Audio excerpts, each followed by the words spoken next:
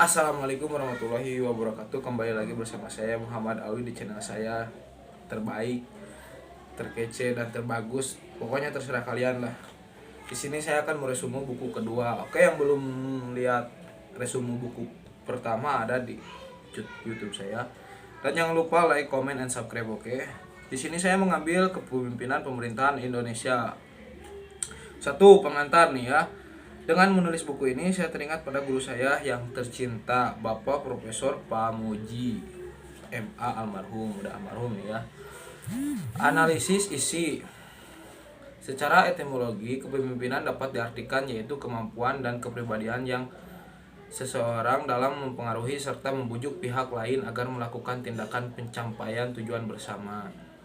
Ilmu pemerintahan merupakan ilmu yang mempelajari bagaimana melaksanakan pengurusan eksklusif, pengaturan legislatif, kepemimpinan, dan koordinasi pemerintah, baik pusat maupun daerah nih ya. Kepemimpinan secara umum ada berbagai titik pandang disiplin ilmu yang memilikinya seperti ilmu jiwa, ilmu administrasi, ilmu manajemen, dan ilmu politik. Dalam satu daerah yang tidak ada kepemimpinan pemerintahan sama sekali tidak menutup kemungkinan terjadi berbagai degradasi moral yang anarkis seperti perkosaan, pelecehan, perzinahan, pencurian, perampokan, dan penindasan sampai pembunuhan. Oke. Ini kalau misalkan ada daerah-daerah yang agak ada pemimpinan pasti terjadi kayak gitu pokoknya mah ya. Pasti masyarakatnya tuh anarkis lah. Soalnya kan gak ada yang mimpin. Jadi ya alhamdulillah kalau negara kita, daerah kita masih punya pemimpin.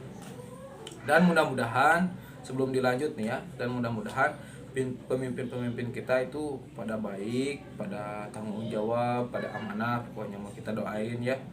Soalnya jadi pemimpin itu gak gampang sih. Oke, kita lanjut nih ya.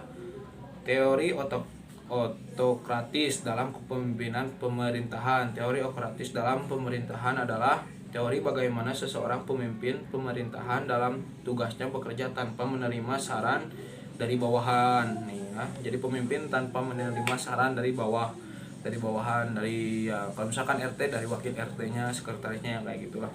B. Teori sifat dalam kepemimpinan pemerintahan. Teori sifat dalam kepemimpinan pemerintahan adalah teori yang mengatakan bahwa kepemimpinan tercipta dari seseorang berdasarkan sifat-sifat dimiliki seseorang tersebut. Oh, ini mah sifat. Yang ketiga, teori manusiawi dalam kepemimpinan pemerintahan. Teori manusiawi dalam kepemimpinan pemerintahan adalah teori yang pemimpinnya benar-benar merasakan bawahannya, baik rakyat maupun staf, sebagai manusia yang dapat dimotivasi kebutuhannya, yaitu Abraham nih ya, motivasinya nih Abraham Maslow, David Max sama Douglas Max Giger. Yang keempat, teori perilaku pribadi dalam kepemimpinan pemerintahan. Dalam kepemimpinan pemerintahan adalah teori di mana pemimpin melakukan pendekatan pada bawahannya melalui secara non formal yang tidak resmi. Oh, jadi dekat gitu sama bawahannya tuh nggak asing lah, pokoknya mah jadi sama rata, itu bagus sih.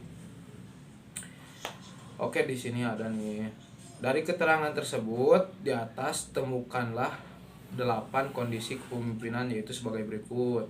Hubungan atasan dan bawahan baik, struktur tugas berpola, dan wibawa pemimpinan. Oh, ini mah soal sih kayaknya mah. Oke, lanjut lagi ya.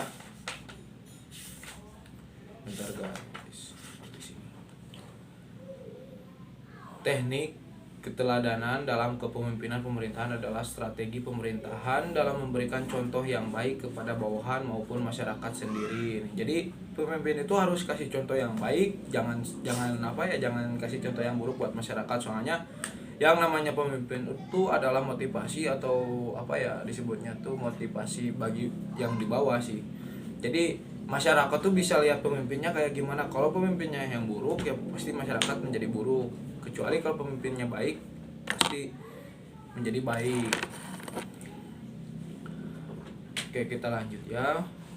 Menyuap kepemimpinan dan kekuasaan, filsafat kekuasaan. Menurut Max Weber, Kekuasaan adalah kesempatan seseorang atau sekelompok orang untuk menyadarkan masyarakat akan kemauannya sendiri dengan sekaligus menerapkan terhadap tindakan-tindakan perlawanan dari orang-orang atau golongan-golongan tertentu. Sumber kekuasaan terdiri dari